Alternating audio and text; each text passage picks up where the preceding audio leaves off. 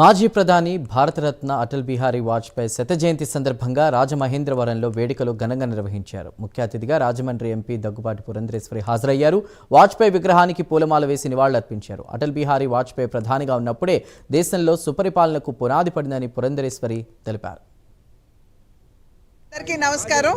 ఇవాళ డిసెంబర్ 25వ తారీఖున భారతీయ జనతా పార్టీ సుపరిపాలనా దినోత్సవంగా మేమందరం కూడా నిర్వహించుకుంటూ ఉంటాము.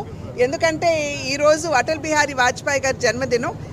ఇవాళ 100వ సంవత్సరం సంపూర్ణం చేసుకుని 101వ సంవత్సరంలోకి అడుగుపెట్టడం జరిగింది. అటల్ బిహారీ వాజ్పేయి గారు ప్రధానిగా ఉన్నటువంటి సందర్భంలోనే భారతదేశానికి సుపరిపాలన అందించే దిశగా భారతదేశాన్ని ఒక గొప్ప శక్తిగా తీర్చిదిద్దాలి అనేటువంటి ఆలోచనతో వారు ఆనాడు అభివృద్ధికి పునాది వేయటం జరిగింది. బంగారు చతుర్భుజం దగ్గర నుండి గ్రామీణ సడక్ యోజన అంటే గ్రామాలని అనుసంధిస్తూ దాని యొక్క ప్రాధాన్యత ఏమిటంటే గ్రామాల్లో ఉన్నటువంటి రైతు తను పండించుకున్నటువంటి ఉత్పత్తిని మార్కెట్లకు తీసుకెళ్లవచ్చు అనేటువంటి భావనతోటి గ్రామీణ సడక్ యోజనకి వారు రూపకల్పన చేశారు. అందరికీ నమస్కారం. ఇవాళ డిసెంబర్ 25వ తారీఖు